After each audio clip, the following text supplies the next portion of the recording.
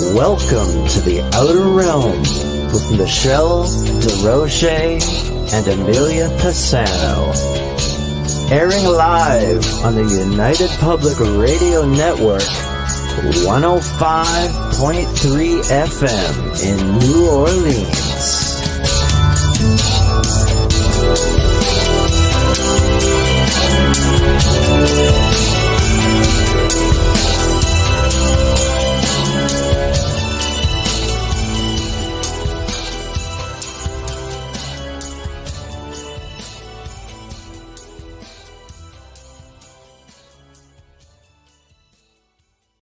Good evening, everyone. Welcome to the Thursday night segment of The Outer Realm.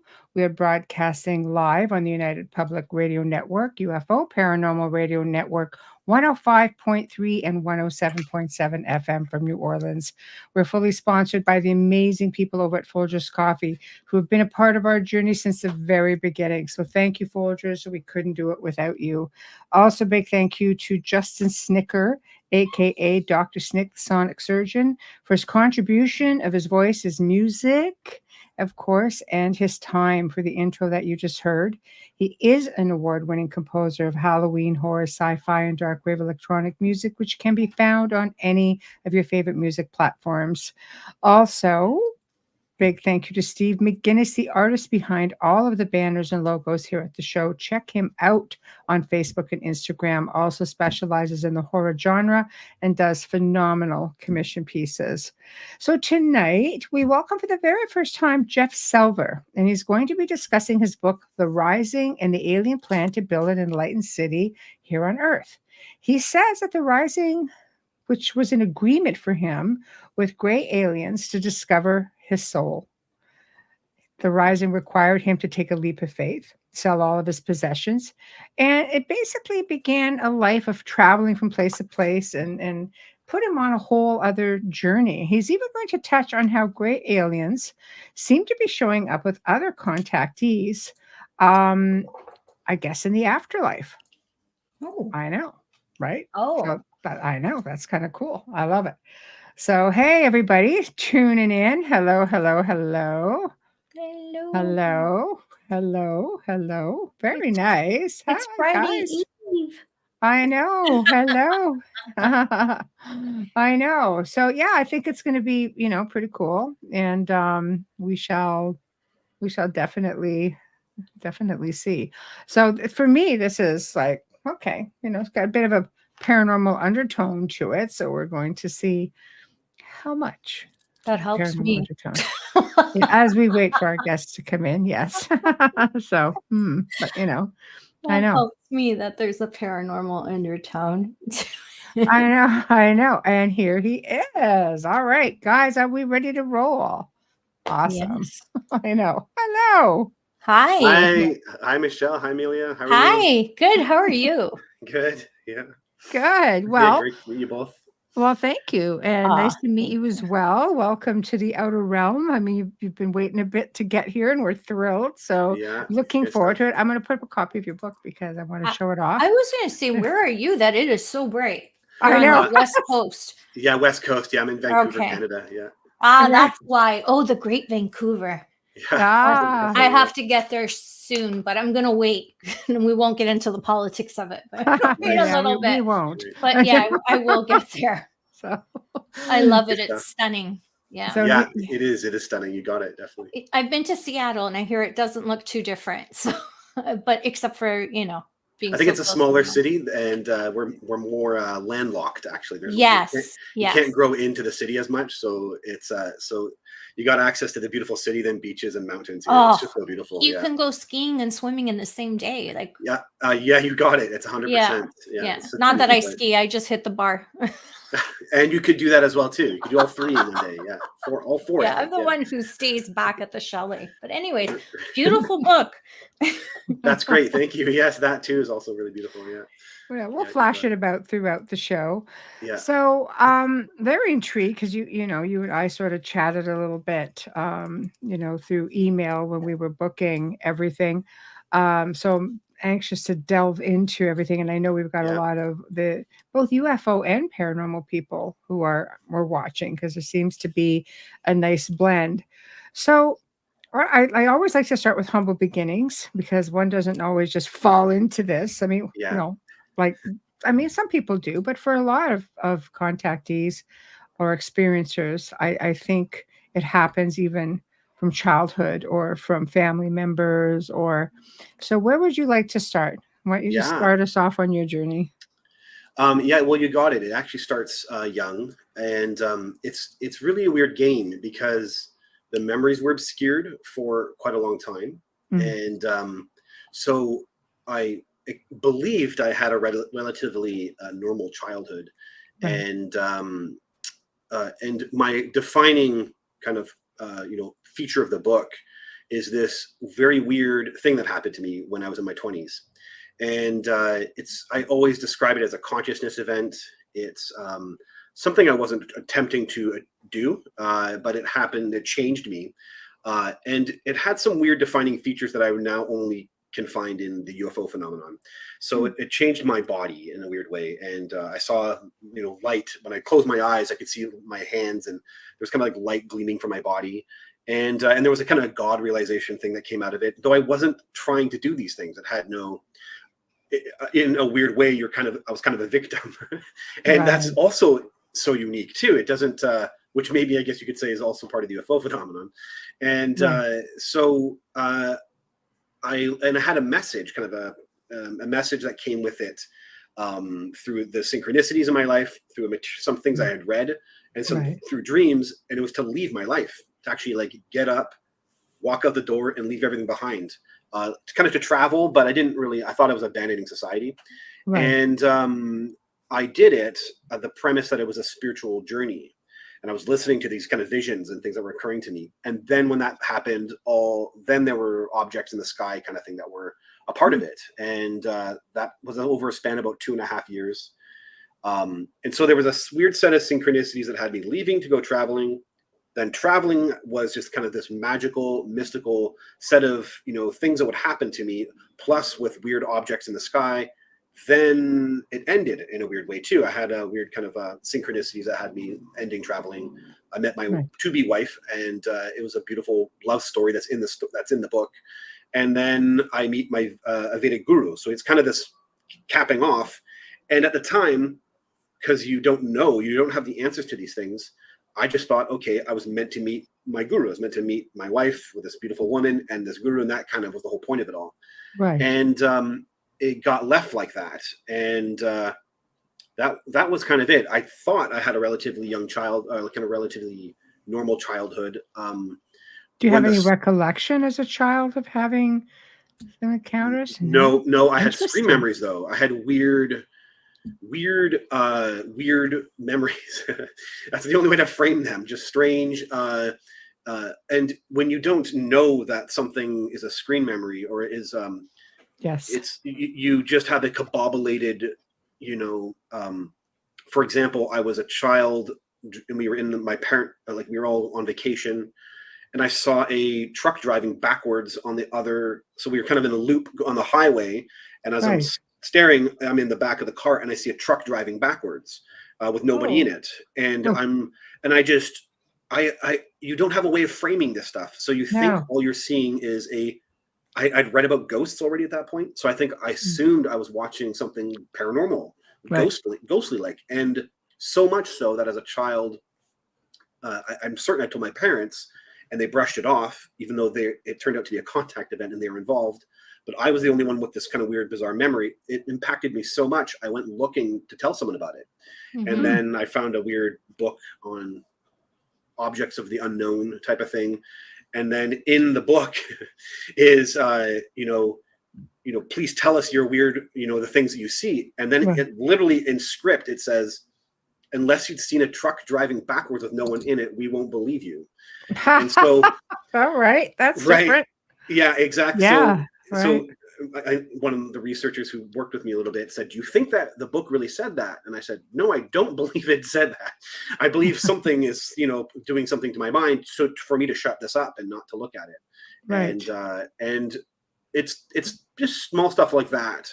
And then so you don't have anything really out of place. Some tiny events that turned out to be contact events, but everything was hidden. It was all kind of stuffed away in the back of my life. And when it all comes forward, it seems that was what they wanted. They wanted it to be not known about. And so what they would do with me, I wouldn't put it together that I had alien contact, and I would believe it and live it out and try to make sense of it and make meaning out of it. How old were you when you saw that? That event, I was 7. I'm pretty certain I'm 7 years old. Yeah. Wow. Yeah. That was Harmony. My goodness, that's very young. Yeah. Yeah. When all the memories came out, there's 4 contact events in the one summer, and it's 6 in the beginning of the summer and 7 by the end, and it's all condensed in this one area, and that was the last of it actually, and it involved my family, and so that was it, and then I had no other weird events, nor other contact until I was 16. Right, and what happened at 16? Because now, and were you able to remember them? Okay, all the memories. Everything I'm telling you comes out at the age of 41. So, so basically everything got buried. And I think that, the more I'm kind of researching this odd phenomenon, I actually found Linda Porter, who actually talked about this, that the entities can stop time. And then I have someone who in the field here who's got a CIA connection, and they were like, oh, they actually know about this, and they call it slotting. So the entities can stop time, go in, pull you out, do things outside of time, or do something with you in that environment. Is this like the missing time phenomenon? It would be similar, or is that different? Well, I guess the idea here is that the entities are able to manipulate time. Right. So either they're stopping it or expanding it. I think maybe that's what missing time could be, is someone has a 5-minute contact event, it turns into 4 hours missing, something like that. That's time on our side though, because and I think there's I think that's the whole thing, is that they are operating in different places of time, and one of the things here they can do is stop it. And I was public about this stuff for about a year and a bit, and when I learned that. And then there's some evidences in my own contact. I was public first about all this because this was so personal to me. Right. And a researcher was involved the entire time. Ian Halling, who works with Linda Moulton Howe, was basically there since day one that this all kind of I was talking about it. Right. And so then you have this record of these weird contact events and all the details, and then learning weird things like they can freeze time. And then there is a contact event with me and my friend where my friend is frozen and his eyes are open, and I'm assuming for 2.5 years that, I guess they can just freeze people's bodies, but never really putting all together. The eyes were open, and they would dry out his eyes, and so the idea that's kind of wiggy for sure. Yeah, the idea that they could freeze him instead, and they were actually freezing the moment. Right. And then there's a couple of the contact events that seem to display that, and I was really not comprehending that at the time when all the memories were coming out.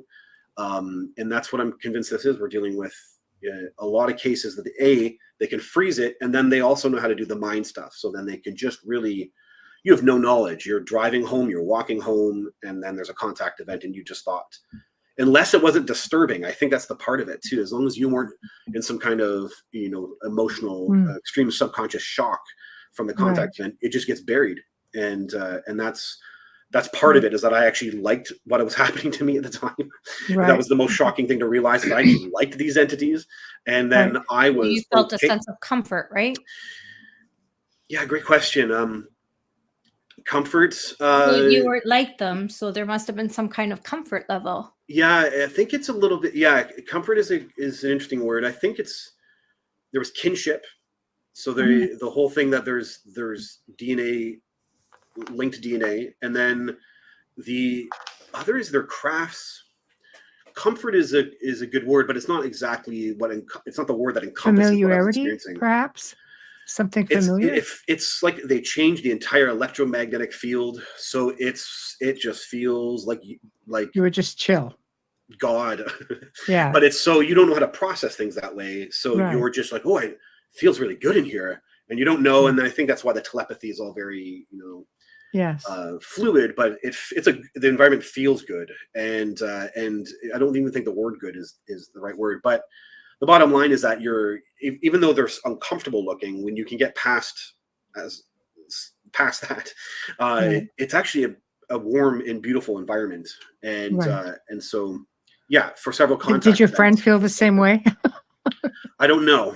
Yeah, Right. Oh, you didn't talk about it after that? No, again. So it was wiped from Wow. mine and his. Yeah, mine and Right. his memory. Yeah. Right. Because Yeah. that's like, here you're saying, no, this is what I see.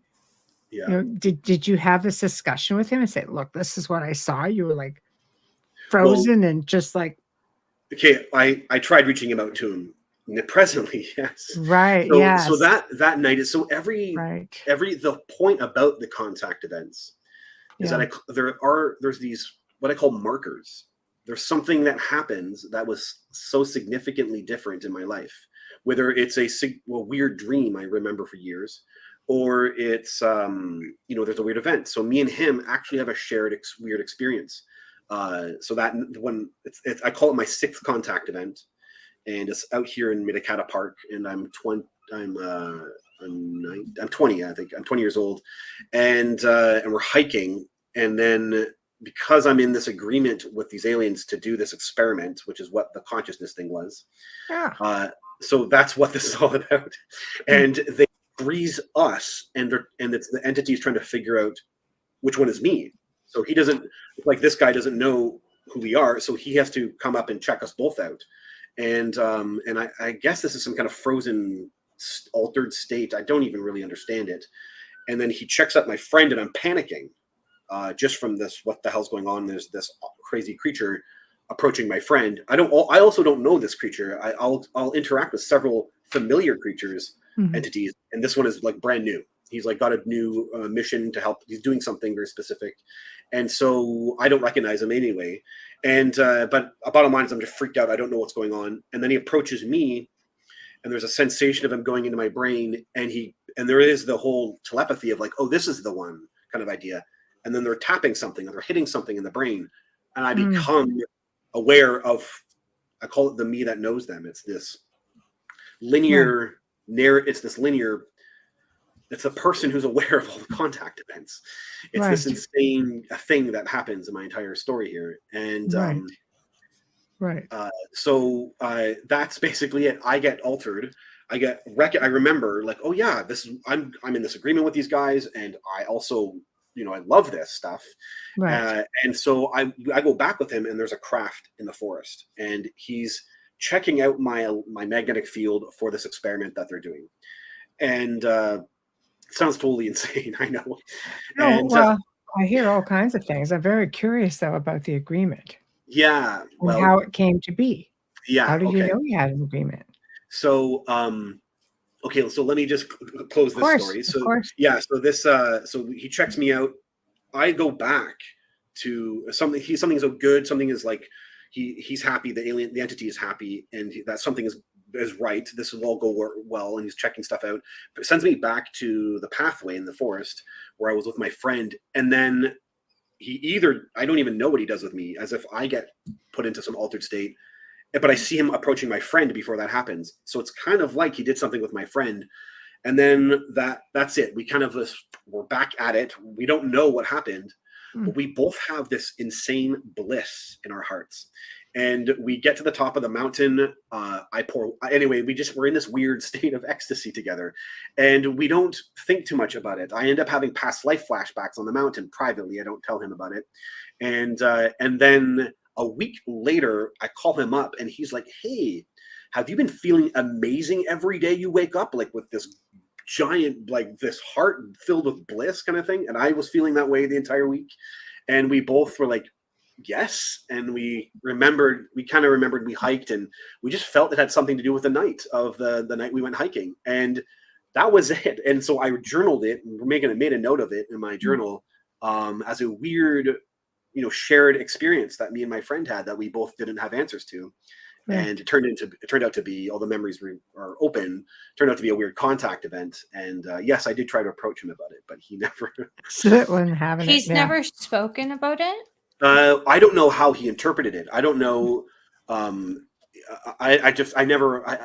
all these years later, I lost touch with him, and I did find his contact, but I never got a way of getting a hold of him. So yeah, it didn't work out. So I don't know what he thinks of that, or how he interprets that. So you didn't name him in your book then?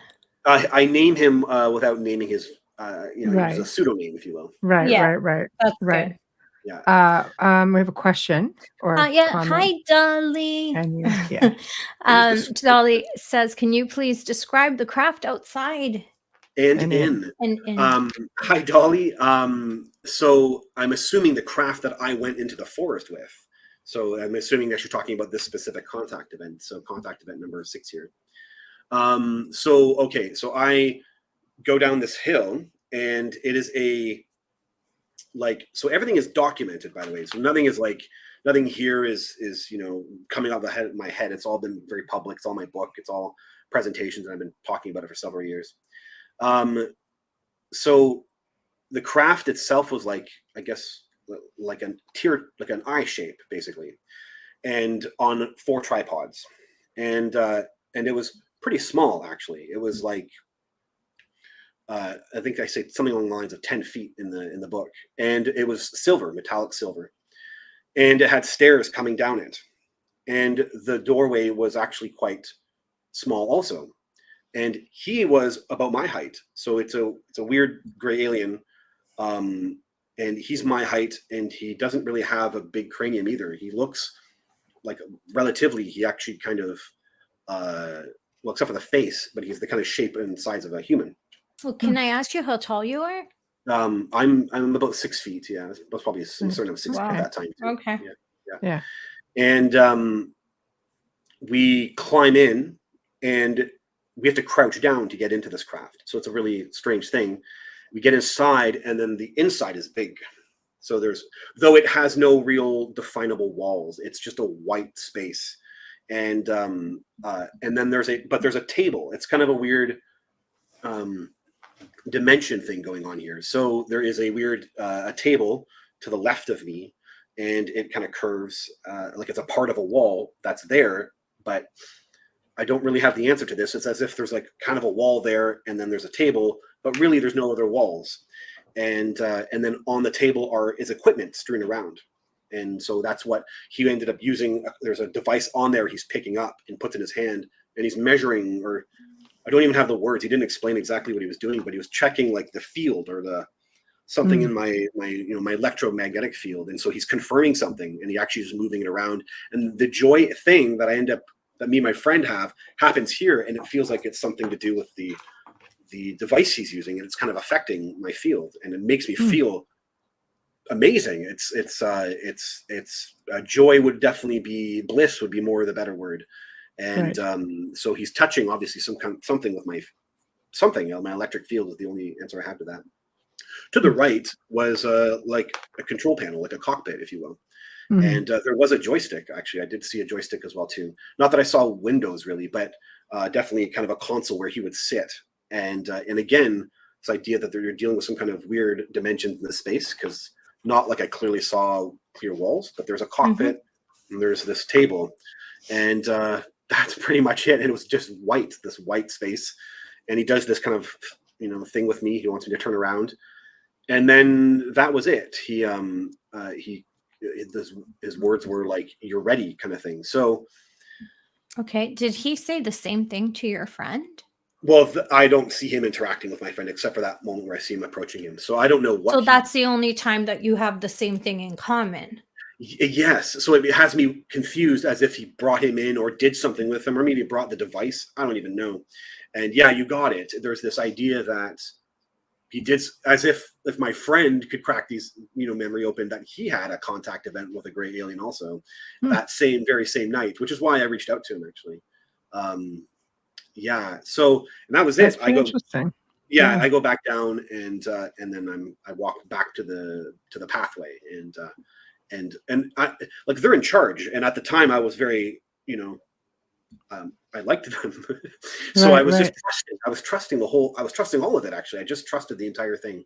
Well, I think you look at an experience like that, it's very profound, you know, and so many people walk away with fearful experiences. It's sort of refreshing to see that it's an experience that's more enlightening or Yeah. endearing in a way. So my whole story is a weird twist. I have all the positive. I have several contact events that are very positive right to begin with, right from the get go. Right. I get my share of trauma actually with it. It gets uh, hairy. Wow. It gets to the point where I start fighting with them, and so Right. yeah. So I have both things actually, and but it starts good is how I think it's but that has me like learning and understanding them as well too years Mm. later, and I think that's the big thing that they wanted out of this. That you know, Yes. by having the positive stuff first made me really understand their level, the space, the dimensions, the space that they're on, the consciousness level. When you Right. start dealing with all the stuff that everyone else had to deal with, which is biological, maybe pushy about that biology, and then it starts getting really well. There was a period where it was negative, so that's safe to say. But anyway, so Yeah, no, it's great. Well, yeah. before we get too far off track, I'll have just a couple questions. Yeah. And then- Hi, Heidi. Hi, Heidi. I like that. And I love that name. Heidi asks, have you met or been contacted by others besides the Greys? Yeah.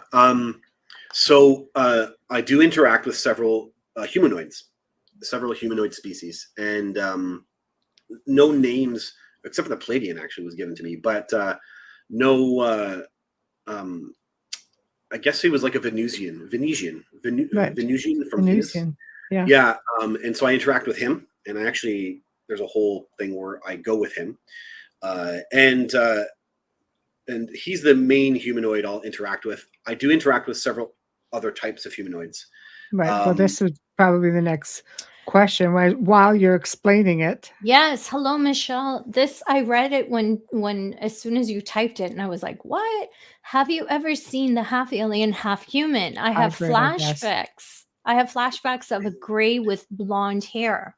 So this Beautiful. is where you were going, which is why I thought I would include it. Yeah, no, it's a great question.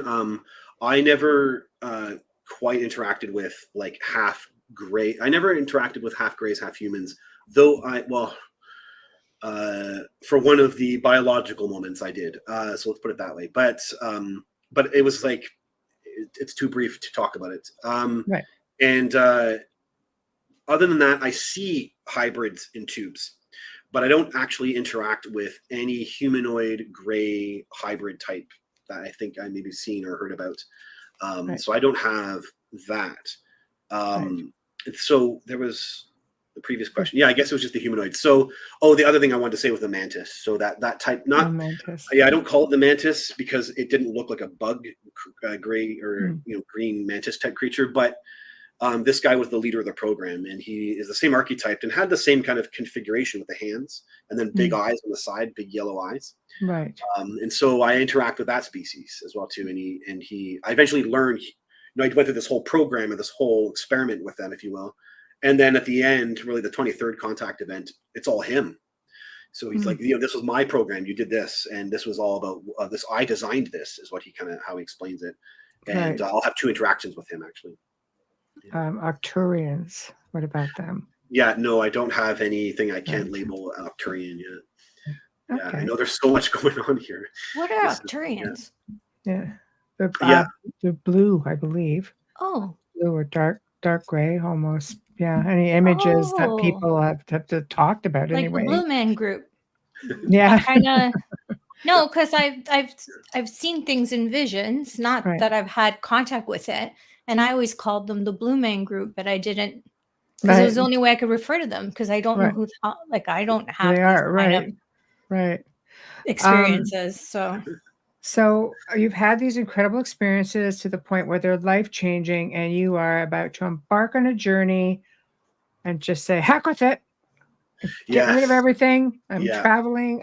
So let's go from there. Or whatever we're missing in between. Feel free to fill it in. Yeah, you got it. So you actually asked a question. You said, what's this agreement about? So when I was 16 years old, I was walking home, and the reality here is I prayed to be abducted by aliens. I had read Whitley Strieber's book Communion in the year 1993, and I was just in grade 11. I got pulled out of my library by my girlfriend, and I read it at home, and I remember slapping the book closed. I had this ball of excitement to be abducted by aliens, not knowing I had the childhood contact events.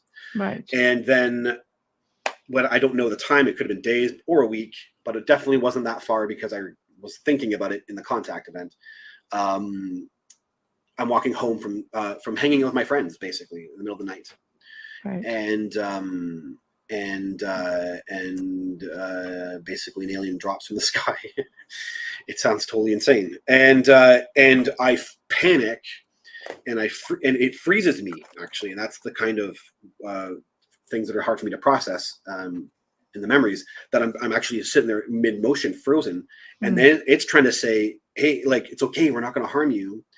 But what's happening is all the childhood memories are kind of opening up. So that brief period it's all kind of coming back.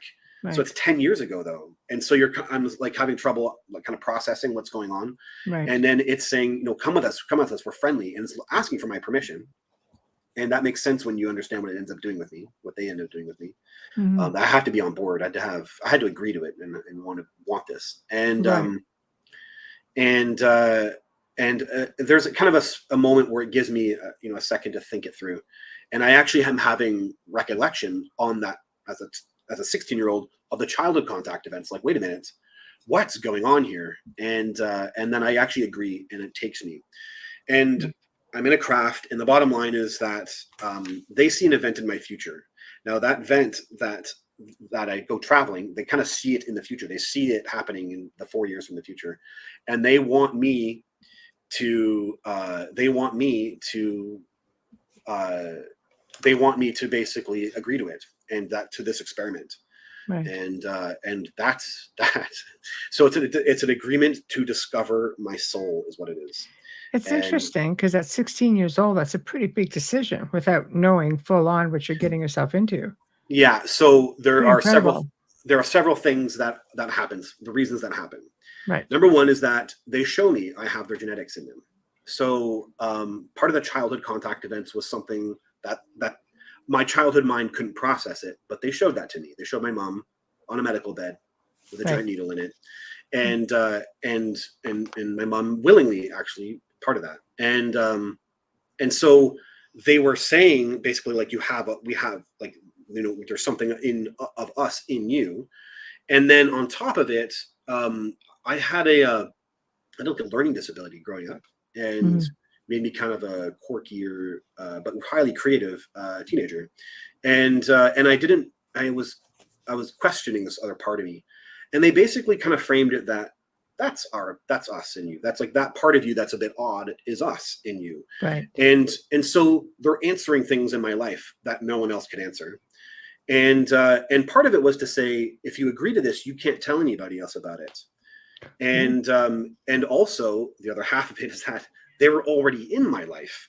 So having those childhood contact events, and they were already effectively, doing whatever they were doing. I was always safe. And then, basically that's it. I was always safe.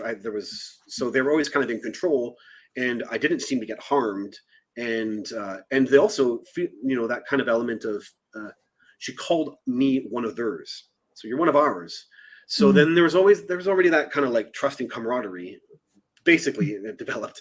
It took some time, but it developed. And in the end, I agreed to it. And that's kind of it. And largely because it was highly fascinating to interact with them. And I wanted to see where it went. I didn't really know what they were talking about, but I wanted to see where it went.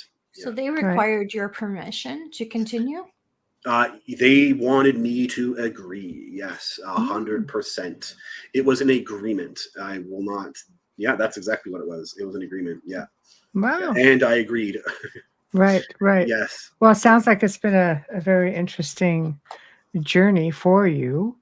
So upon this agreement and this experience, when did it, what did I say, the game changer, the life changing, what made you just get up and say, okay, now's the time. I'm ready. Okay, so let me reiterate something here for those who are listening. Yes. I need to frame this. Okay. So I've passed a lie detector test. Right? I have videos of UAP.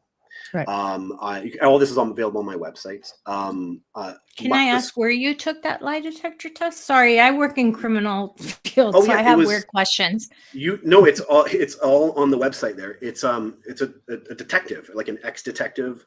Right. All this. There's several certifications for. Anyway, you're quizzing me on things I've forgotten, but that's actually on the website, all his certifications.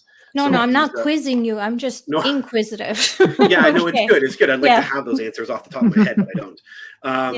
And so, but there's several several certifications I know. Anyway, he impressed me with them. Yeah. And he was a South African police department, and so he's an ex-detective, and so he was a private detective that has a lie detector test, basically, is what it was. Process of okay. Which helps. Well, he knows what he was doing. Yeah, definitely. And so the videos of the UAP, so 2 videos of three of them technically. And then the other element is that, so never mind having 2 researchers kind of do deep dives in my content, the overwhelming amount of corroborations my content has, not with other data sets in this phenomenon that I've been very public with and learned about kind of as I went through it. So the UFO BC database has the objects remember I was telling you about the 16-year-old childhood contact event. So I'm crossing that field. Well, that field had a similar craft that I saw that night in the database years later, but in the exact same location. So it's really like in the UFO BC database, someone witnessed a weird object in the exact spot, the exact same size as my object. So strange. So there's weird tiny connecting pieces like that. Some of my contact events happen in the areas of missing 411, actually. Missing 411 Canada, and so weird geographical because a lot of them happen outside and I'm traveling, so they end up having weird geographical connections with things in the phenomenon. Never mind, similarities that I've met people who've been in the same rooms in the craft as I have been into. Right. So it's stuff like that with these crossovers. I've done everything I can to validate my experience, if you will. Right. So trying my hardest because I know how unbelievable it sounds. Right. Yeah, that's okay. Yeah. So okay. So let me tell you this. Just go at your pace. Yeah, you got it. So that first contact event with a 16-year-old, I call it the first one because that's where the relationship really started, the agreement. Right. That's number 1. There's 7 contact events. 1, 2, 3, 4, 5. The 6th one was me talking about my friend. That was number 6. Yes. And then the 7th is basically a final, where they say we're going to initiate this experiment now,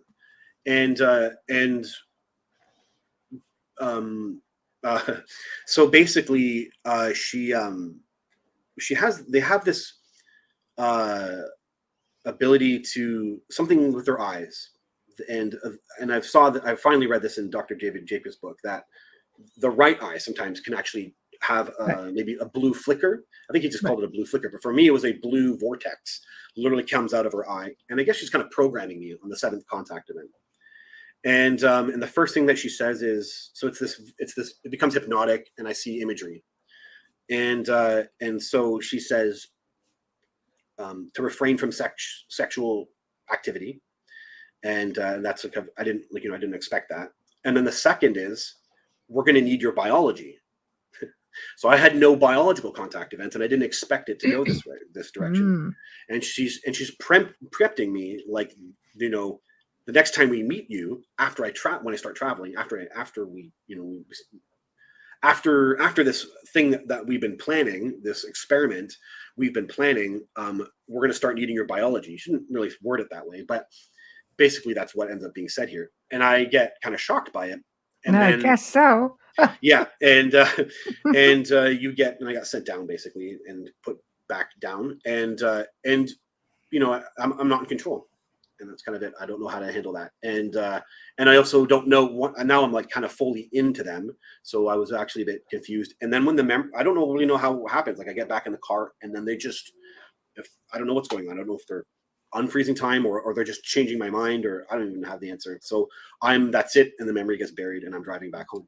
Right. And then over the next month, there's like well, technically I read a book that does it. And basically it's a book of people who don't travel, who abandon their lives and live on the edge and live on the will of God.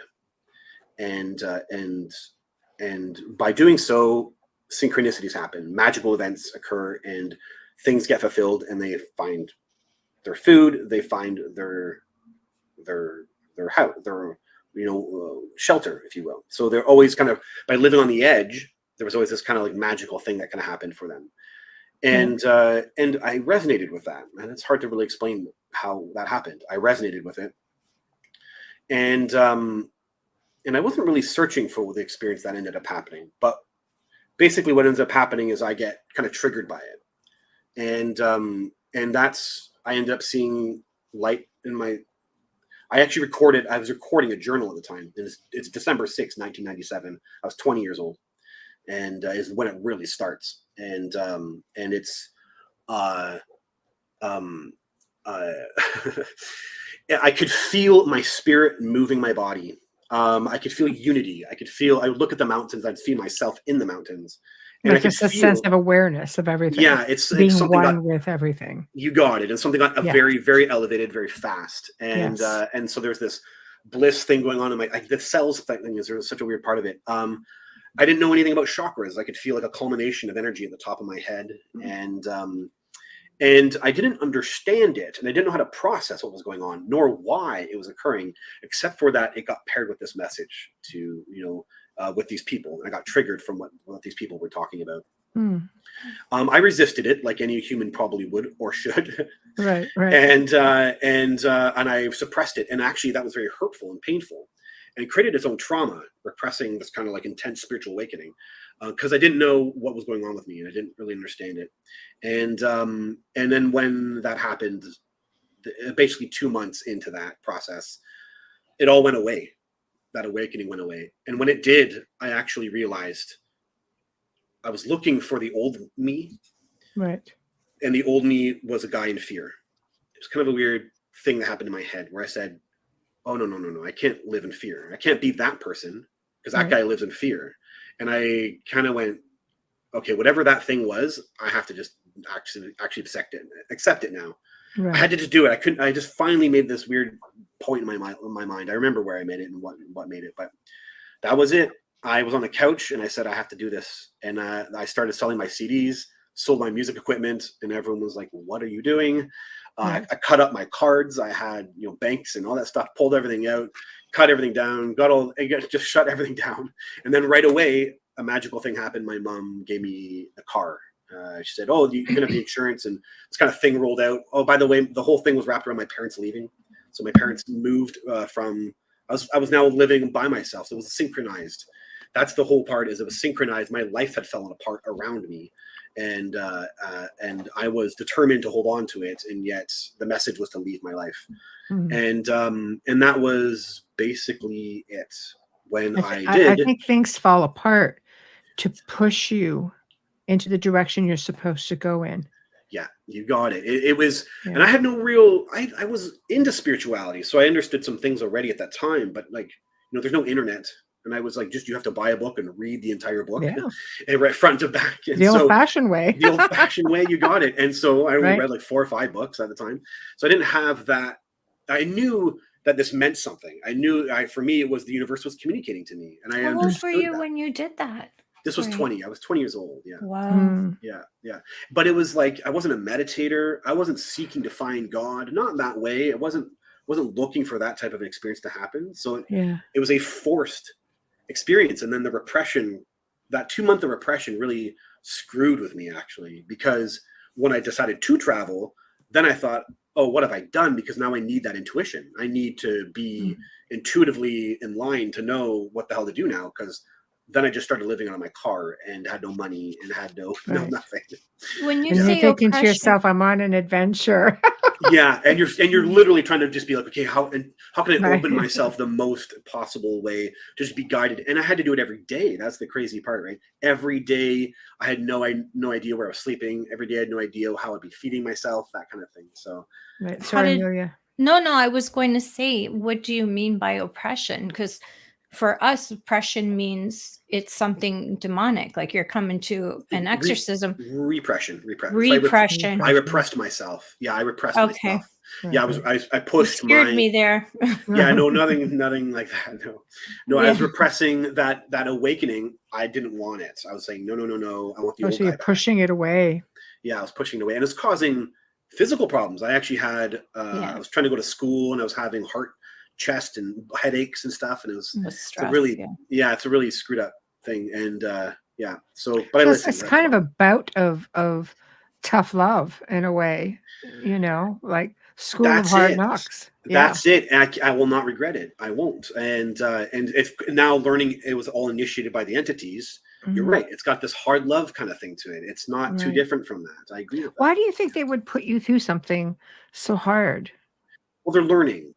That's how they framed it to me. So what we do with you will help us understand humans as they move into an evolution of the soul.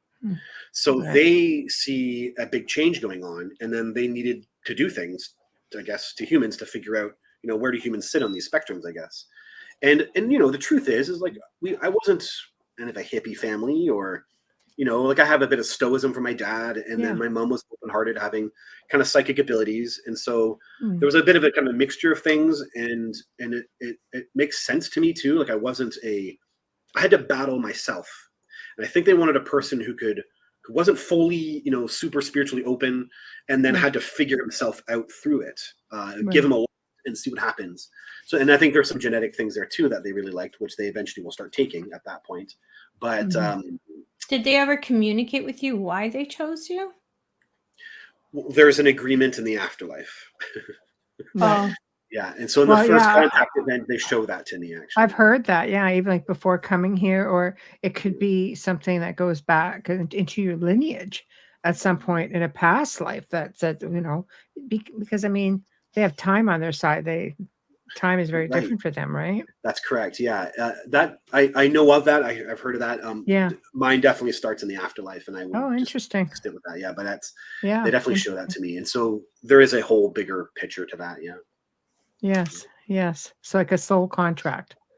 Something along those lines. Yeah. Right. Yeah, you got it. Yeah. Okay, so you're going through the school of hard knocks. You're living in your car. When does it get better for you? Because I think adventures are supposed to be exciting. Yeah. So for the first year, I'd say it's a bit rough for that first year, 1998, and it's just so oddly synchronistic to when all the memories come out. This was the year they were just constantly taking my biology, actually. So and it turned into a fight at the end of the year 1998. And it's safe to say it had its own trauma in it, and it gets better by the end. I'm traveling so I travel for 2.5 years, and as I get more comfortable being on the edge like this and relying on spirit, and I really just got comfortable and confident in synchronicities, messages, dreams, listening, and also visioning the power of you call it willpower, but it's visioning the things that you want to have happen, and manifestation. It all played a part in traveling, kind of being on the edge all the time in the spiritual way. It was really a powerful growth, and so it got better at the end. It's the best way to say it. But the first year, I felt lost, actually, and I didn't know what the hell I was doing. And then soul searching is difficult. It is when I abandoned my life, and then you're trying to figure out who you are outside of that. Yeah. Well, it's hard because you're outside of your comfort level. I mean, we find safety for the most part within our environment. So you're abandoning your environment. You're abandoning everything you know. Yeah. And everything just up and changes, and you are, you're in a whole other world, so to speak. You're sleeping in your car. you're going day to day, you're surviving day to day. Yeah. And it's interesting. It's like, well, this is what you have to do to find yourself. Wait, isn't there a better way? Yeah. Really. It's and charity work, anything. Yeah, I don't. There's I know, a lot of people end up living in their cars and then being incredibly famous, like Avril Lavigne. I'm just saying. I don't know. She lived in her car for a long time. Right. But yeah, some people sadly right now are in that situation as well. How did you get through day to day?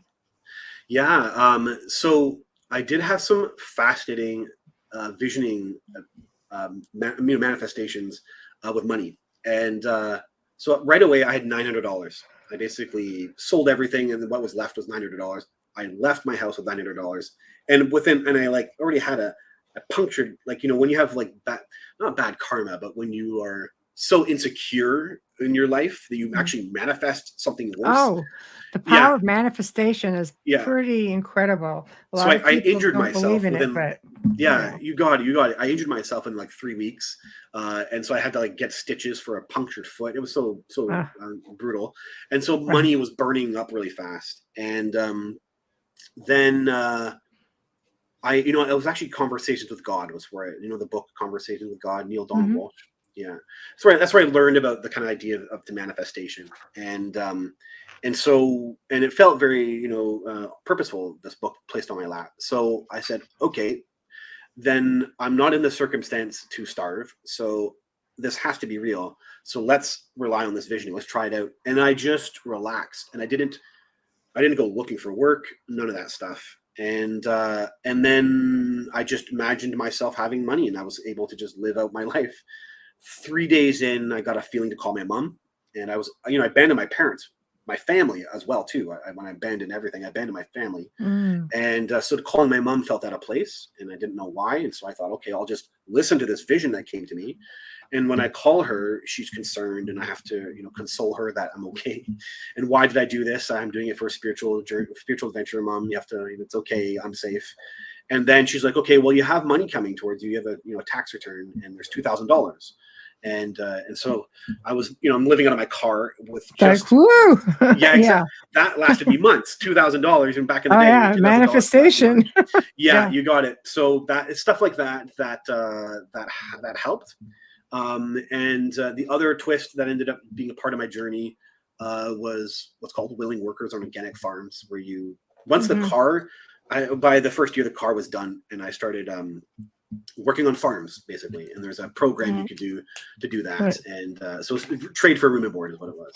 It's a good thing you're out in Vancouver, because living in your car in Ontario, you would have been found dead, frozen in your car. Well, that's part of the adventure, is that I did go across Canada. And and actually that first year when I was lost, out of the feeling of being lost, I travel across Canada.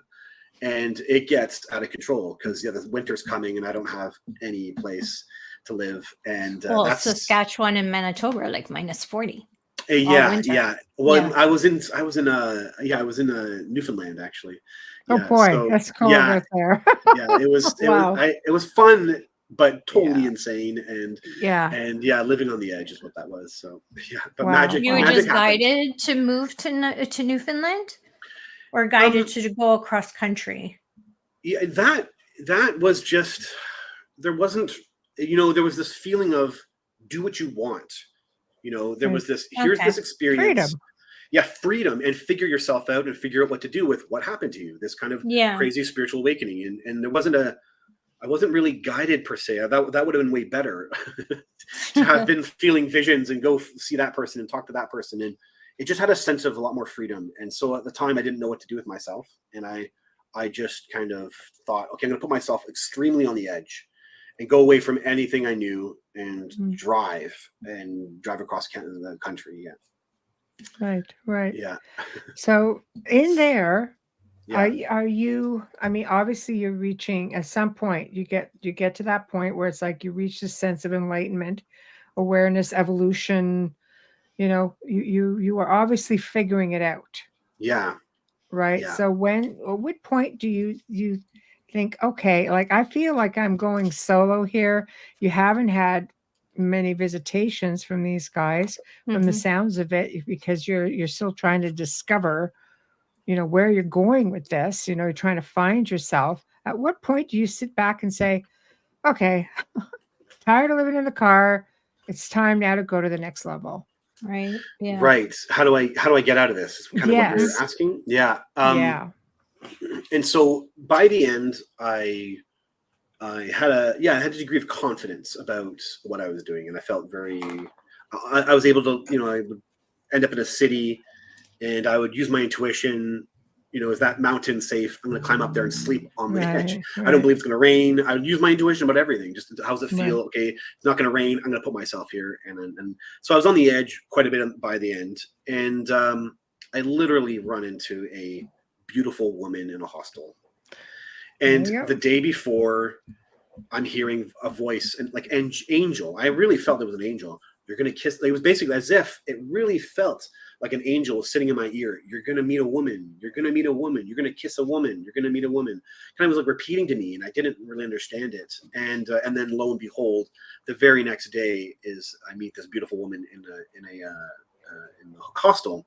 Now, if you recall, the alien in the Seventh Contact event implanted this idea of having like no sexual activity. And so I was ingrained with this kind of like celibate idea, and it happened that the whole awareness that I gained was in part because I had made that choice, because it actually, what she had done with me in the contact event came out and bled out in my real life. I actually made the choice to be celibate and to not have sexual activity, and it seemed to create what happened to me. So I always had that in my head. And so whereas in the case when there's like a woman like this, I'm like, what? Well, I felt this very spiritual thing, which messages, but there's no way I would get together with someone. Plus, this was my life. Traveling was my life. I didn't understand it. And how many years in are you in at this point of being 2.5? 2.5. That's substantial. So So by this point, I'm adapted to everything in my life, and I don't even imagine. I was fully convinced this was my life because of the circumstances that made it leave. I thought, I would never going. That was why it was actually so traumatizing. I thought this was it for the rest of my life. I didn't quite imagine I was getting out of it. And it's safe to say very quickly we were led to be alone. We saw a UFO the very night we met, and that was really weird and was part of our thing. And for me, these were the objects I was already seeing while traveling.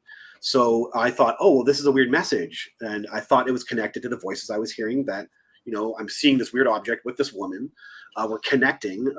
And then I actually just felt unity with her. I couldn't there was a depth with her that I didn't have with anybody else. And it happened within the first day. And then I followed the voice that told me to kiss her.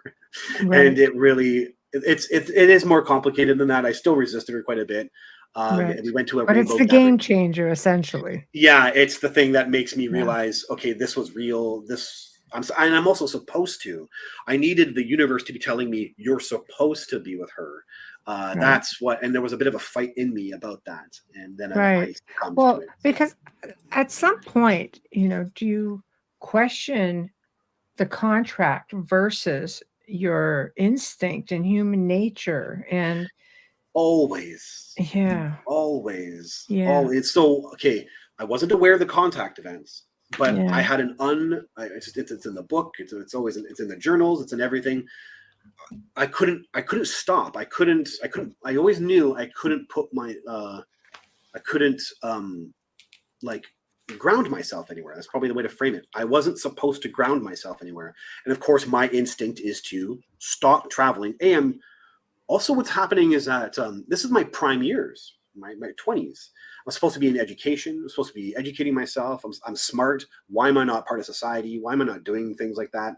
So I had my own battles going on, and my heart was the only one saying, you cannot. You have to keep being on the edge. Like, you have to keep doing this. And there was no answer. It didn't have a logical answer. It had no logical answer what was in my heart. Yeah, because I mean, you got to live life. I mean, really, you got to live a life. You have to be a participant in your own life. You can't just exist. Yeah, you got it. 100%. Right. And then, but after all that pushing and pushing and pushing, all of a sudden you have this magical thing going on with this woman.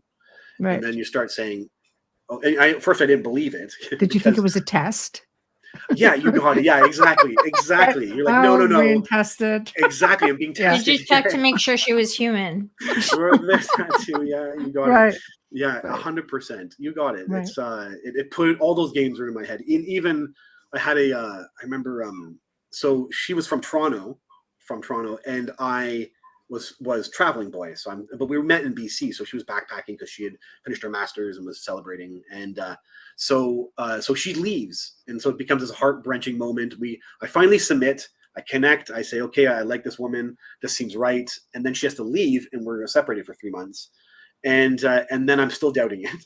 And I remember being at this festival, and there was this intuitive. She said, I would channel your higher self for you, and you give her like a donation. So I thought, okay, I'll check this out. And I get down and I say, there's this woman, and I'm still questioning. So I'm asking this woman, this intuitive, what the answer will be, and she literally says, stop focusing on this. And she gets mad, like as if my own higher self knew and said, stop questioning this. This is, you're meant to be with this woman. Yeah, go with it. And my brain is the one saying, no, I can't, because I've been traveling for the contract. Exactly. It's not. So you've got this running in the back of your mind the whole time that you're trying to actually live your life. Yeah, exactly. Yeah. Well, it sounds to me like you've given them enough time. I mean, do your own thing. Okay, here, we'll put this up since we're on it. Yeah. Okay. Catherine, hi, Kat. Jeff, but was there a time limit in your agreement to be celibate and later tell you will meet a woman? Yeah, beautiful. I really wish it was all that clear. Yeah, none of it was clear to me like that. They gave me the commands, and then you're literally have to figure it all out for yourself. Yeah. And none of that clarity. See, that sucks. I mean, seriously. I agreed. I'm a big believer in, say, mean what you say, what you mean what you say, follow through. Just freaking put it out there. Yeah. And take the guesswork out of it, because you could have been walking around in limbo for a decade, There's got to be some boundaries in there, stipulations. And, boundaries. Yeah, those are funny words. I mean? Fun. Yeah. No, it's all figured all out for yourself. Yeah, that's what it all was. Oh, man. So, okay, you finally, you connect with this beautiful woman. You're like, okay, I'm doing this. I'm going to start living my life. And, and what happens from there? Like, did at any point, did you have some kind of another visitation or download or telepathic message, anything that says this is okay? Or the synchronicities were consistent. Actually, I kept having weird phenomenon actually occur. Oh. So, and it was all message related. So, I don't know how you feel about that, but I feel most phenomenon is always message related. It's saying something about something, whether it's internal, and typically for me it is internal. It's I feel these thoughts and feelings, and then the phenomena is happening around me around that those feelings, and it feels like it's a communication of some kind. And it's like being an empath. Sure, sure, you got it. So an example of that was a part of the love affair with this beautiful woman is that she had a guru. So she was the one who brought me to this guru, and I was very intrigued because I had some synchronicities before I met her about following a guru. Maybe she was someone who was like you with a contract, and maybe you were supposed to connect. And I think that soul contract is the one between ourselves. Yeah. And you're right. And she was the one. We are soulmates. All these years later, I know that for a fact, but so it is a magical moment for both of us that this occurred. Right. And so an example of some things that were definitely, messages for me. So she leaves. We're 3 months apart, and there's a farm. I'm staying at a farm, and it's in Winlaw, actually, in the Kootenay Mountains in BC here, and the fellow was a follower of a guru in India. So there's a weird synchronicity, and I got to talk to him about this beautiful woman I met who follows a guru. He gave me a book, Ram Dass's "Be Here Now," and he said, this feels like this belongs to you.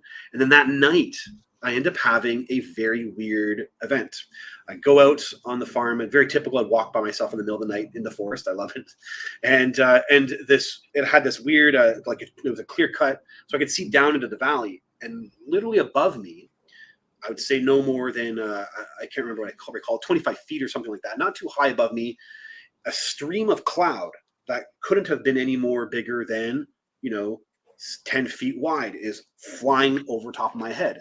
And it's like a snake going down the mountain, and I can see it going down the valley, and then it's coming back up the other side and going up the mountain. And I do not know what I'm looking at. And it's basically just this odd phenomenon.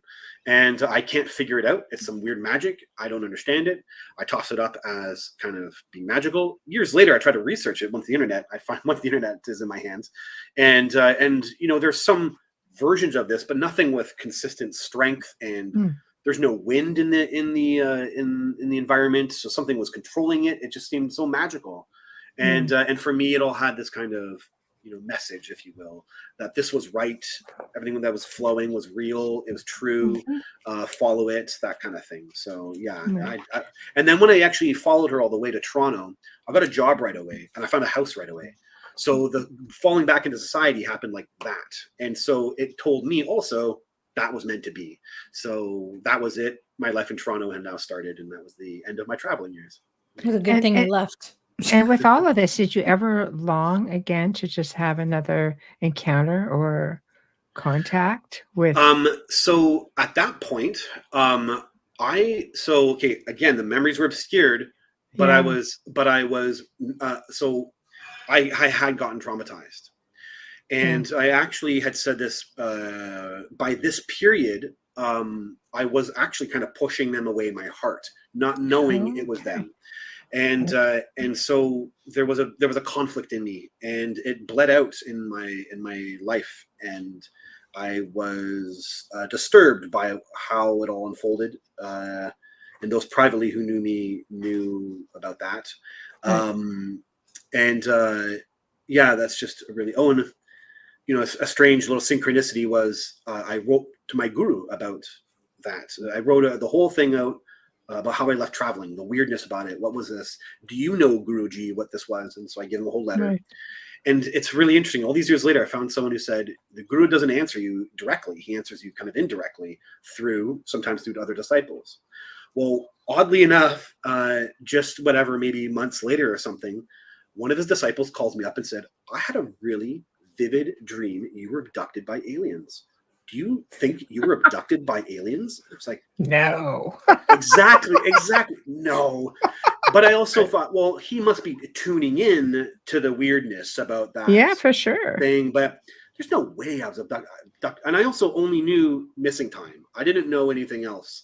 I just knew that missing time was a thing.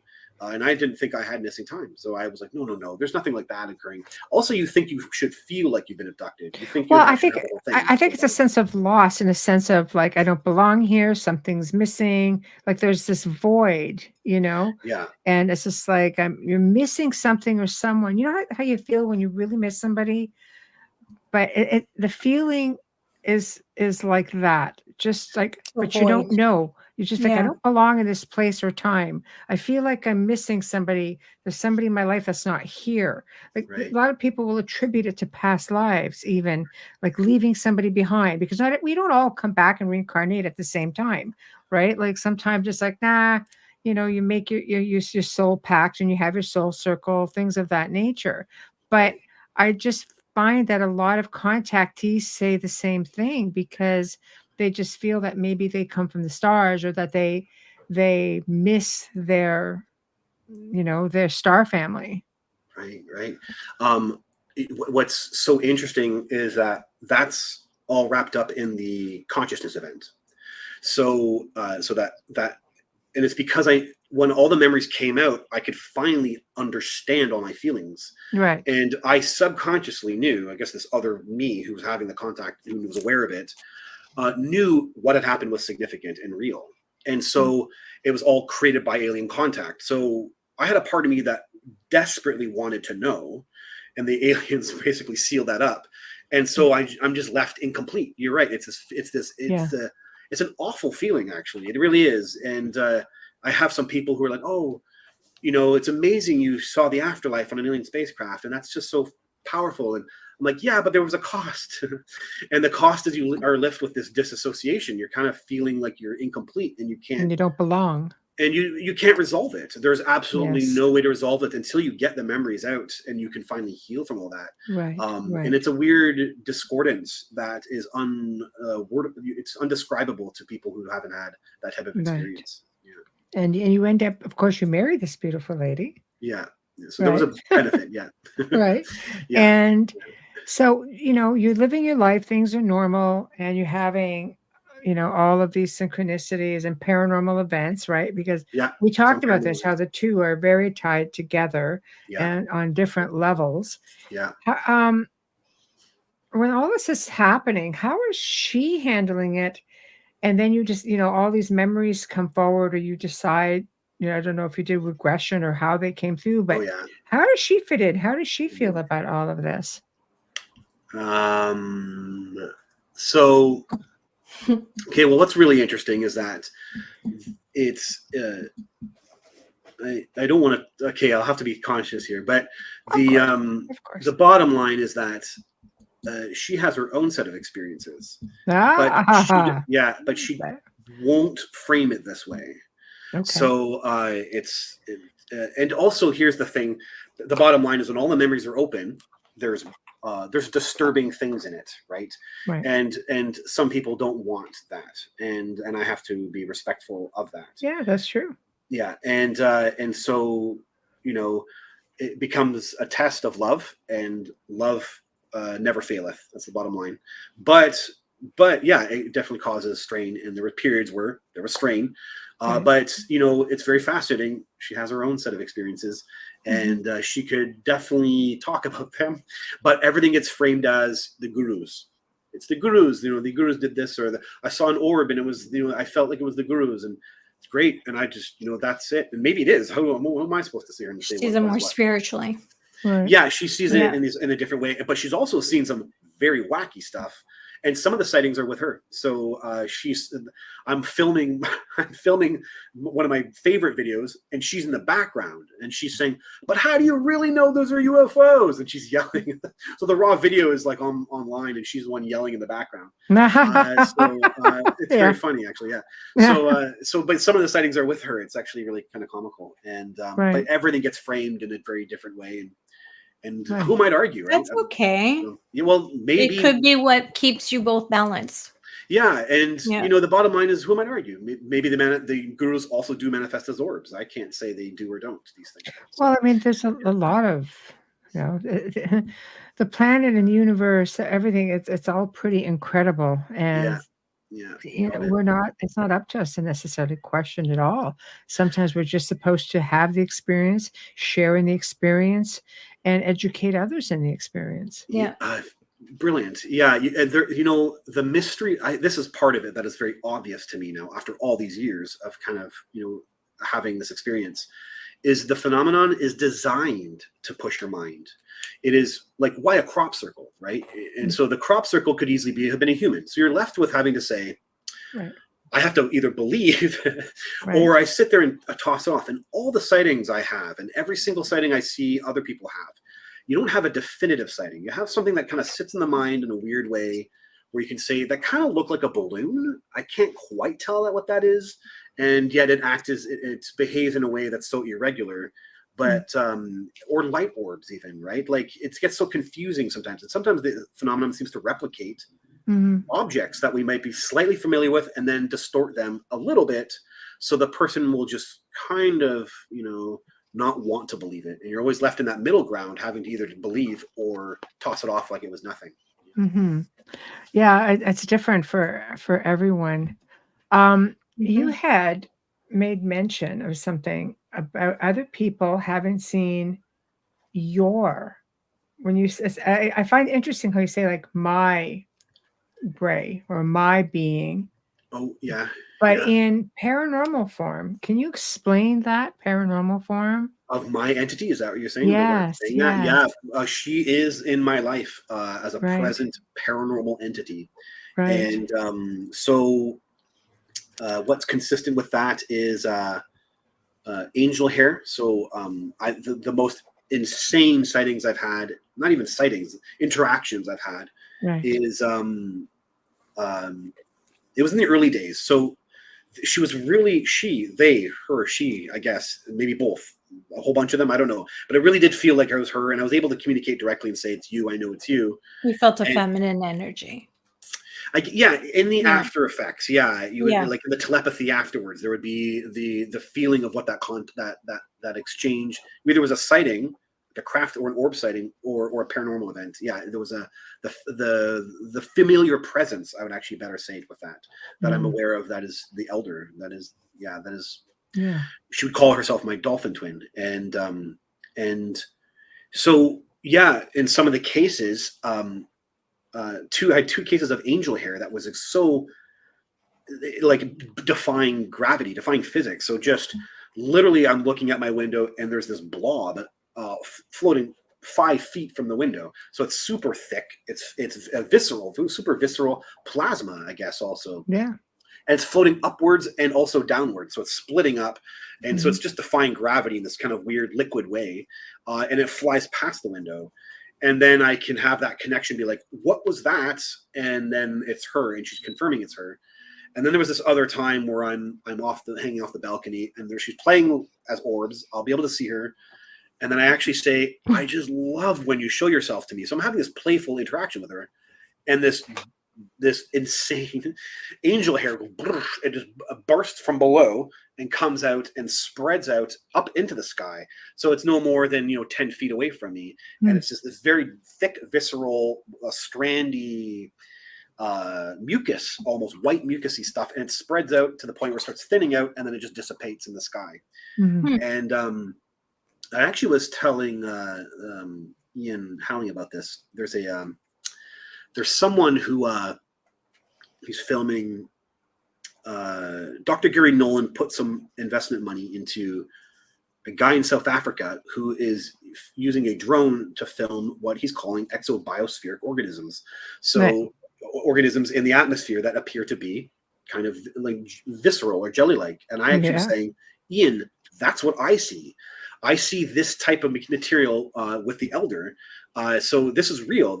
I just thought I was seeing, this was this was my experience. I wasn't really having a way of defining it. And so this guy starts filming the kind of mucusy material that's just kind of very jelly-like in the atmosphere that will appear and disappear. And there's a lot of sightings of that. People have actually captured that on camera. Yeah. Like it's like huge jellyfish just floating around in the sky. Yeah, you got it. Same and can idea. just strand out and do weird things and then disappear. Yeah. Oh, yeah, it's crazy.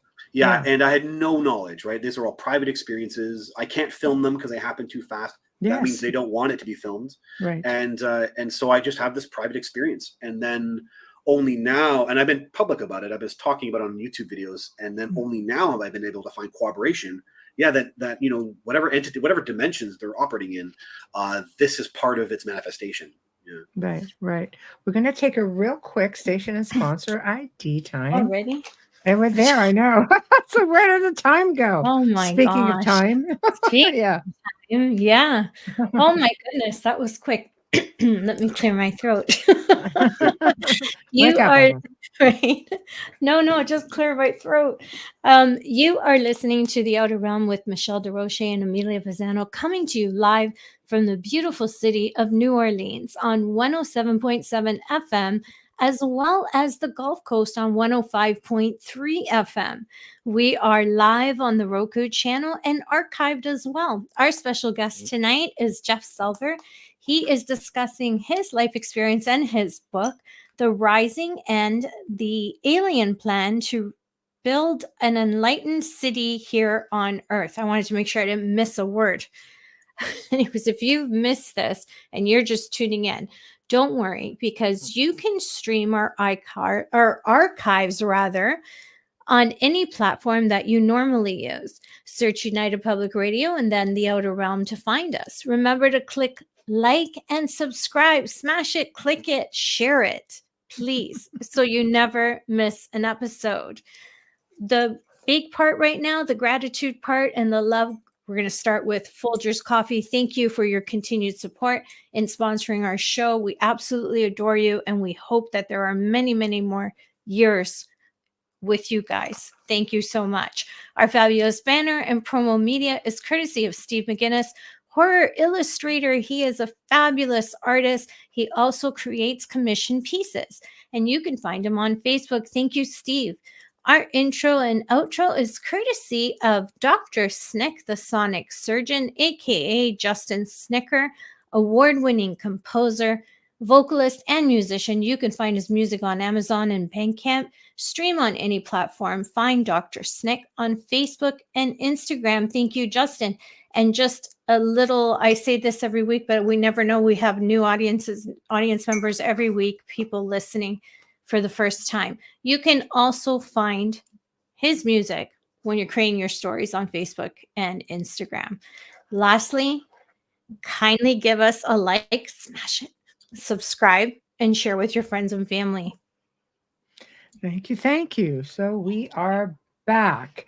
Looks like we're having a little bit of a confusion in the chat room. Jeff's wife is human. He's talking about. Oh my! Right, yes. Paranormal entity, wife, separate things. Yeah. Right. Okay. Just to be clear before we move on. So, oh my! I know. That I did not read. Oh, I could see where that happened. Right. Yeah. They're both my females, entity. Yes. So, getting back to the paranormal realm, do you feel that they share the same realm? Because I mean, I can tell you that when we work, we know that. I mean, for 20 years, at least half the people I've worked with in the paranormal field have had extraterrestrial experiences, right? And we're using the same portals. And that seems to be something that, we're still seeing in the work that we do. Yeah. So do you feel that they're one of the same, or maybe we're misinterpreting? No, I think the realm of the paranormal is a physics. I think that's the physics part of it. That there's a thinner realm that naturally just sits over top of that. The dead body or the ethereal body of the dead person can occupy, and then there's a physics that operates there. And the entities, yes, they can utilize that physics as well too, and operate in that space as well too. What's her name? Leslie Keane, right? She's kind of come forward and said, from her research now, it looks like the UFOs and these objects are associated with the realm, the ghost realm, the supernatural realm. So that has 100% been my experience, that this is a dimensional space that is, just part of a natural physics that sits on top of the earth. And then the entities can utilize it and have some kind of mastery over it as well too. I think just the idea that they're able to materialize mucus like that is just very fascinating. And I think that's what we're going to end up learning. We have to create a new physics for the physics of the paranormal and how this whole realm operates. And which would fall the same thing would be for cryptids or crypto-terrestrial sort of beings. Actually, I kind of say, if you notice and pay attention to all the phenomenon, including cryptoids and including animals, humans are the only odd ones out. We are the only ones, right? And there seems to be kind of this, even some of the human. So when I was at a contact in the desert, and they did a CE5 there, and I've got the good experience with the Greys. Yeah, there were definitely some hard experiences there, but overall, I think I like my experience with them, and so they were like channeling in the CE5 all the others and all the other species, Octurians and Pleiadians, and it was all very beautiful. And I was like, oh, they missed out on the Greys. And that's fine, but we had a sighting, and it didn't look like my entities, and I thought that was I had to really sit back and think about it, but it had the same physics as my entities. Okay, so what was the entities like that were different? How did they differ from you? Yeah, so I'd never seen this in my life, and it was basically, again, remember I said earlier, you have to sit on the fence about these things. It looked like birds. But nothing was flapping. They flew incredibly fast. There was the dead wind. There are no pure white birds with these weird shapes or designs on them. They were moving up and down at incredibly fast speeds, and it went over our heads no more than 30 feet. And everyone got up and cheered because it seemed very much in response to our CE5. It happened twice as well. And everyone can confirm those. We've never seen those birds in the environment. So it's just a very weird thing, but you're left with saying, it kind of was bird-like. So you have to, so that you're sitting on the fence all the time. You're saying, well, maybe it was birds. And then you have to sit there and believe, right? You have to kind of stop using the logical mind and feel with your consciousness. And you could feel that something was there that night. It also had the other physics too, was it was just far away in visual reference to confuse your mind. So you couldn't quite figure out what you were looking at. Number three, it was so fast no one could take a picture. So it really was just in and out, and it shocked everyone, the speed of it. And so my entities do the exact same thing. It felt that's like the paranormal realm, the way they can utilize. Yeah, it can utilize the environment in a very weird way. And I felt like that was, possibly these other entities, whatever, Octorians or Pleiadians, I don't really know. But the idea that they utilize the environment in this very similar way that I'm familiar with my entities. And I've heard of this before too, that, people have the humanoid experiences, but they're still displaying what you'd be considered paranormal physics. They might float, right? They might put projections in the mind of the human. They might still do something that displays but again, it just comes back to humans are the odd ones out here. And whales apparently have extra huge, intelligences, and we can't figure out what they're doing unless maybe they're also living in these other dimensions and spaces, because what are they doing with that intellect? And then the cryptoids definitely display paranormal abilities. It sounds to me like practically every cryptoid. Sure. Bigfoot with orbs, and you see crafts. And totally, I completely agree with you. They're completely intertwined, right down to sleep paralysis. You have your scientific version, you have your paranormal version, you have your extraterrestrial version, you have dimensionally speaking, same thing. People who have claimed to have had demonic or malevolent experience smells and behaviors and popping and scratching sounds, 3 scratches. The same thing happens with people who have said, well, I've been abducted, I can smell sulfur, I had 3 scratch marks, and blah, blah, blah, blah, blah. They're so intertwined, it's not even funny. Yeah, agreed. I totally 100% agree with you. And it says to me that is what this is. We're the odd ones out. And when it comes to biology and humans, I think that's part of the game. I think that we were designed to be odd out and to have a certain type of soul experience on this planet. That we know of. Because there can be other humans on other planets that we don't know about. Oh, well, we can apparently reincarnate on many different worlds. Yeah. That I don't doubt either. Yeah, I agree with that totally. I don't know. I think it's all very, very fascinating. I think Bigfoot is the one that is, because he seems to be more sought after. Like there's so many groups, for example, that encounter him or go looking for him or her, and they will see orbs. They'll see shadow figures. They'll see, sometimes they'll see crafts. Around them. So I think that's a perfect example of a cryptoid who is within all of these realms. Yeah, you got it. And so part of my own investigations into my own contact events, that they all happened out in nature. So I did a presentation for a UFO group here where I basically scrubbed the UFO BC database for all the sightings in the same geography, in the same location.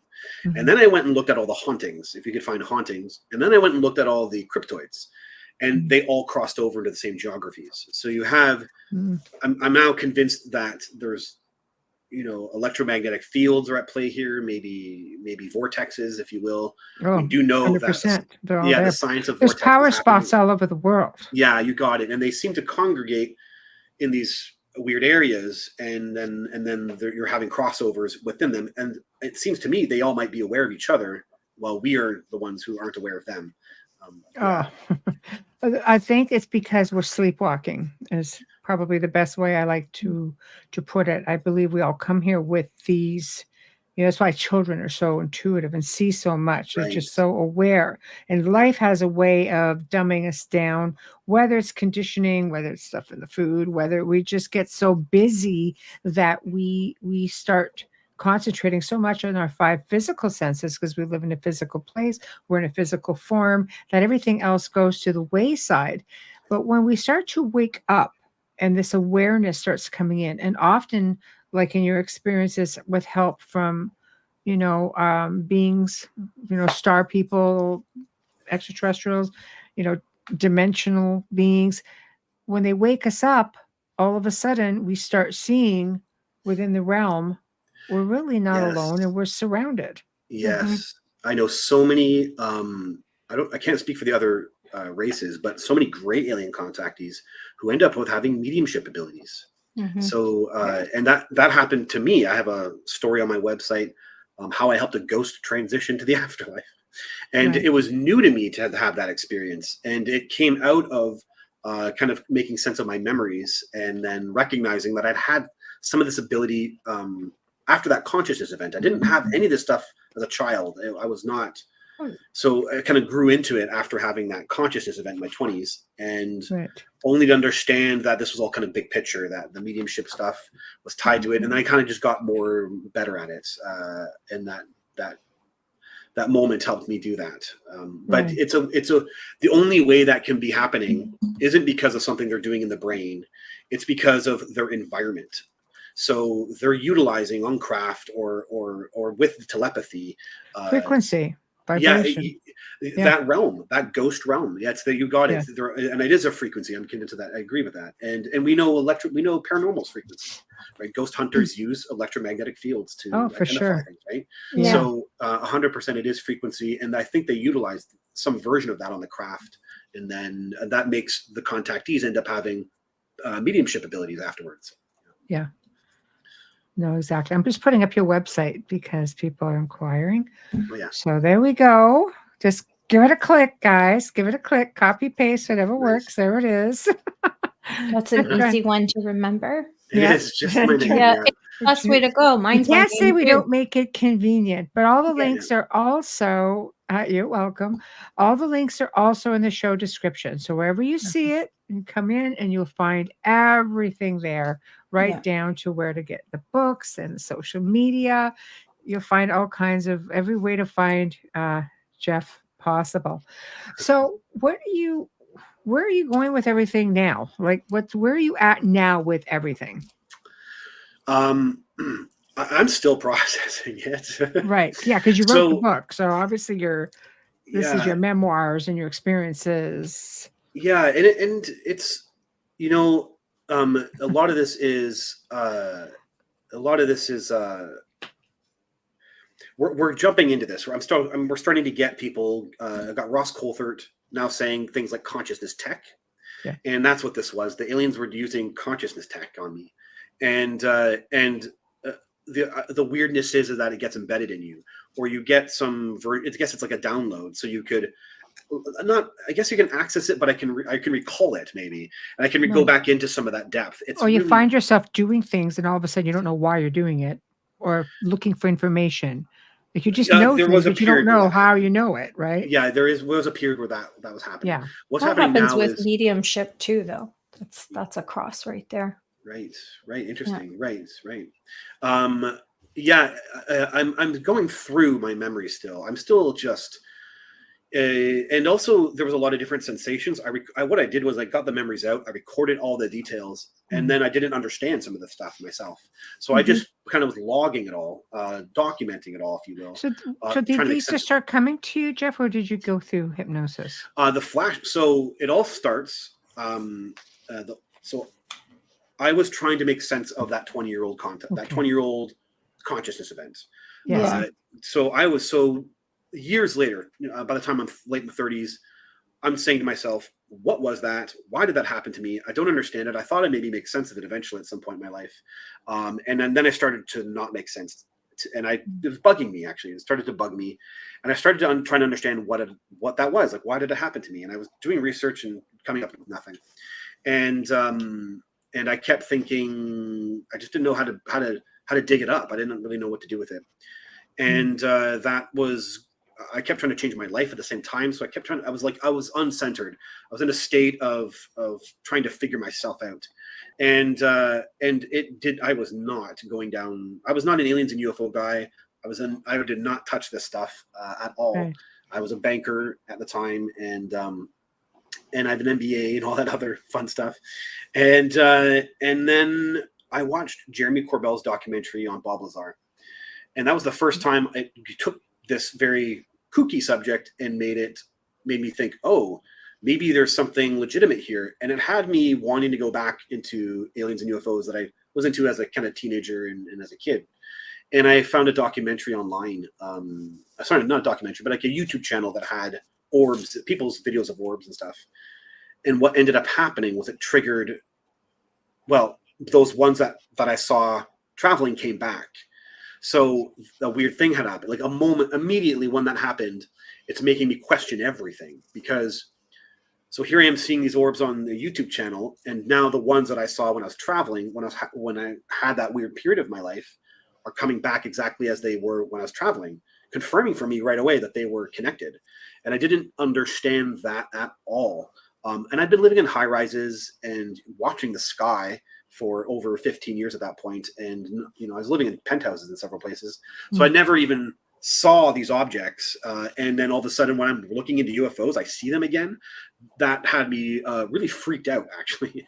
I didn't quite get that connection, what the hell that was all about. And the whole process is in my book, how it all gets unraveled. The last chapter it is. And I'll just make it safe to say that I started to receive communication from it. And it basically was pointing at a weird memory in my head. And I didn't know about screen memories, not quite like that. And then basically it was pointing at something in my memory of as a teenager, when I was living where I was living at the time as a teenager, which is close by to where I live now. So I was able to go there, and I felt that I had to go check something out that was in my head. And when I went back to this location, I could feel for the first time ever, when I kind of draw up that memory, this odd memory of seeing an owl that I knew I didn't see in the back of my teenage childhood home. That seems to be a common one. Yeah, the owl. I know. Yeah. It was really weird for me, and I could feel it. I could feel the displacement of. There's one version of my life that went out the way I thought it did, and then there was an event happened that I wasn't aware of. I could feel something had actually lured me out. And I could feel that memory was associated with this feeling of luring, a friendly luring. Something was friendly and luring me out. And it was at nighttime, and I'd gone into the forest. And at the time, I didn't have any other knowing about what that was, but it freaked me out. And I knew it was associated with these objects I'd seen in the sky. And I went into panic, but also trying to make sense of things. And it was a process over months. But I didn't want to look at it, because what I assumed was that I was going to find that this was alien contact, like it was looking like I was concerned it was becoming. I was concerned it was all the biological stuff that I'd heard about, all the that it would be menacing and I couldn't even imagine I had a relationship that I was actually comfortable. That whole part was, I couldn't even get there yet. So I was in this kind of state of resisting it. And there's a process here. It's all in the book, but the bottom line is eventually I start having flashbacks. So, and the flashbacks contain my childhood memories and me being the teenager and the emotional moments of being a teenager and being on crafts and seeing these seeing specifically an entity as one entity. And it kind of unravels from there. So it's flashbacks. Every single one of the contact events are flashbacks, and then I did use hypnotic regression to make sense of certain things, and it's all in the book how I proved to myself how effective it was, because a lot of them happened out in nature, and then I ended up having memories about the locations that my 20 years later mind forgot. And so the hypnotic regression showed me, oh, there were power lines under this hiking trail. How the hell would I remember that? But the hypnotic regression retained it. And I went out and go there, and it turns out, yeah, you're right. And when I was with friends, we put it all together, how much it would make sense to actually have an alien contact event right there. And plus I could feel it when I go into the locations that the contact events happened, and I could feel they happened there. It's just an insane thing. And they would all contain the flashbacks, and so I just put basically with regression and a couple other methods I used, not just regression, because a lot of somatic memories were there too. I could feel some of the visceral experiences. And it's because something biological had occurred as well too, and what they did with me. And that's that. And I pieced it together, and it took time to piece together. And just all I cared about was trying to make sense of what the hell had happened to me, because it was so personal and it had traumatized me, and I didn't understand it, and I knew it was significant, but I didn't understand, like, what the hell. And so the idea that I won't do that. Yeah, you got it. You got it. That was it. I cared about was trying to make sense of it. So when you're traumatized, you remember bits and pieces, and you can remember stuff years later. I've had multiple NDEs, and sometimes I'll say to Michelle, I can't believe, but this just flashed and this just happened. And it's like when they ask me the story, I remember the most traumatizing parts of it. But if I'm comfortable, like being with my bestie here and talking about it, I'm more comfortable to remember. So that could be part of what you're experiencing too, like your comfort levels of who's hearing you. Right. At the tell time, the story. Yeah. At the time, I would agree with that, because I actually very early in, I was hypersensitive to who was. Absolutely. Yeah. I'm a grounded business guy. I was not interested in talking this way. It's scary. And all of a sudden you have to start talking this way. And also I was really confused. Like, shouldn't someone be, interested in this? Shouldn't there, all you're thinking is like, isn't there an institution that wants to know about this, or a government or a police or someone, and no one is interested in learning about it. And so that's what ends up creating the book, is that once I realized the story came together as a whole, it started making sense for people. But people were kind of even questioning, hey, why are you having a 16-year-old contact event? And then why the next one? And it's not making sense until you understand that they had an agreement. They had a whole thing going on in their heads, and that they wanted to do with me. And then all of a sudden the story kind of makes sense. And Right. Yeah. It sounds like it's been one heck of a journey, and I'm so happy that you came here and shared it with everybody. I know people have been having a good time, and we've got loads of audio listeners who rely, of course, on the audio, which is why I'm going to put this up, and you can please tell us about the book and where they can find it, the website, the whole 9 yards. So promote. What have you got coming up, and so on and so forth. Yeah, so you got pretty. it. Yeah, thank you. Yeah, it's just intuition that made that. It's my drawing. And, beautiful. And I love book covers. And I say this every time I see a book. I love book covers, because if they draw you in, if it draws me in, I'm gonna buy it. That's just me. I like books too. Like, I collect them. So that's very pretty. Yeah. Beautiful. Yeah, you got it. Well, I'll send you a copy. No, it's okay. I would support you and buy one. No, okay, well. So the book is The Rising and the Alien Plan to Build an Enlightened City on Earth. It's 26 contact events with gray aliens. It's the entire, everything we've been talking about here. It's all in the book. And it's from contact event number 1 to contact event number 26. And then I add in, I made an agreement with gray aliens to discover my soul. It sounds bonkers. Yet what happens when it's real, right? So that's what this is. It's a story where I made that agreement. And the rising is basically, she says in the 7th contact event, right before she initiates it, she says, now it's your time to rise. So I took that word, I kind of used it as the rising, and I kind of framed the consciousness event and called it a rising. And then after that, I'm used for biology. So I get all the bad stuff like everybody else. It sucked. And but I also process it through what I'd already had experience with them.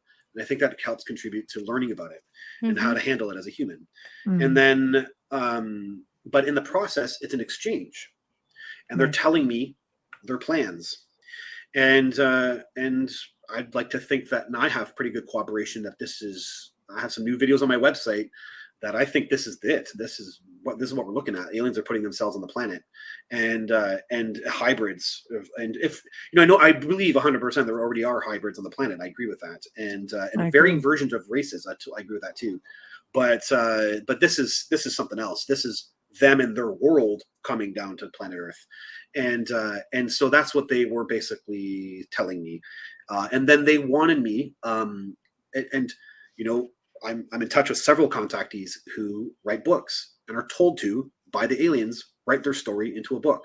Right. And in the 25th contact event, that's what this is. She's telling me, put your story into a book. Let the world know, your people know, basically, that we're coming and there will be a new city. And so the Enlightened City is my words, because of the experiences I have with them. I understand the thing we call enlightenment is just the beginning of what these guys are all about. This is next level stuff that humans don't even have frame of references for. Right. And so the enlightenment is that, you have to maybe want to evolve your consciousness. I don't think, I always say this to make people be clear. I know the aliens these guys are, they're benevolent. They can, the tough love is definitely there, but they are loving entities, actually. And you don't have to be enlightened, but you have to at least want to evolve your consciousness or believe in that, move in that direction in your life, for this city. And I'm pretty certain that opens up the human to a whole plethora of dimensional experiences that we haven't even begin to comprehend yet. Yes. And so that's what they're basically saying is coming. There's a change coming, and that it involves this. And that's it. 26 contact events with gray aliens. And and for my whole ability to help people with everything I've done, I've also made a rising workbook. So I plug that here too. So I have that, which is available. You can see that on my website. It's available on my website, both the rising workbook, which is just me trying to help out with this whole process, and the story of the rising, available on my website. The rising is hardcover and also ebook, and the rising workbook is just hardcover for the time being. Right. And nice. Yeah, that's it. And I just continue to put out presentations, continue to do interviews, and everything can be found via jeffselver.com. That's correct. Yeah, you got it. Yeah. Well, thank you so much for joining us. Thank you. It's great. Yeah. And I will make sure that you get all the links and everything else, and that you can share, or get you some numbers, and let you know how we do, and watch everything start to climb, and it's going to hit over 200 different archive sites. And guys, please check Roku TV for the archives as well. They will be going up there, this show included. And again, I thank you so much. It was just very, very informative and very refreshing to have such positive feedback with it. This is great, because a lot of people, it's pretty dire. So it's nice to have something that's so it's just positive. It'll help bring people forward to talk about their own experiences and not be so afraid. That's why it's so important to have conversations like this. Yeah, you got it. And I get a lot of emails that there's not a lot of places for people to talk about positive experiences with certain entities, like with the gray aliens, and they have positive experiences. They feel shunned as well too, and so that you're right. I get a lot of that as well too. So happy to be there for that person. Thank you so much. Yeah, thank you, Michelle. Guys, thank you, Amelia. You're welcome. And people, go out and reach out to Jeff, and if you've had experience, tell them about it. Yeah, you got it. I'm always open. Totally. Yeah. All right. Maybe there'll be a part 2. We got it. Hopefully. All right. Thank you. Yeah, have a good weekend. Yeah, you too. Take care. Thank you. You too. Bye-bye.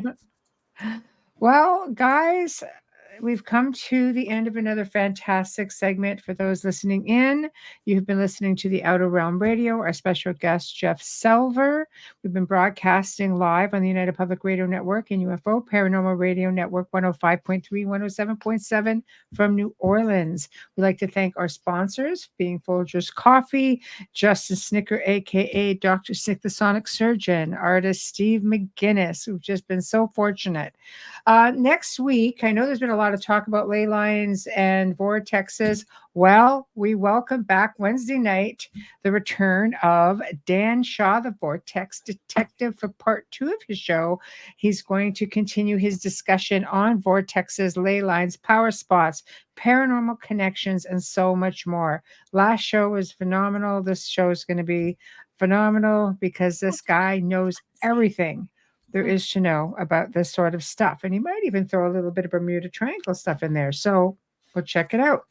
And also a special treat for Thursday. We welcome back one of our regular repeat guests, which is Mark Ollie. And this is usually pre-record because he's in the UK, but we're going to do something a little bit different. So he's going to be talking about the real Da Vinci Code. Now, cool. A bit of a treat. What I'll do instead of just doing the pre-record is I will actually put it live only on our channel for those who would like to participate in the chat room, because nobody really gets to ask him questions, and it will be the recording that will be going live at the 9 o'clock time spot. So if those of you guys want to do that, it will be going on from 2 p.m. until 4 p.m. and I will put it in live mode just on our channel only. So you can have a little pre-listen, and you will be able to, of course, go ahead and participate in the chat room. So have a great weekend, everybody. And thank you all for tuning in. You make it that much more fun, that much more special. We love you. So it's like a big old happy out around family. And I know. I know, right? The Outer Realm family. I know. I love it. It's Friday Eve. Yay. So anyway, have a great weekend, and we shall see you guys next week. Thank you. Thank you. Thank you. We love you muchly. Good night.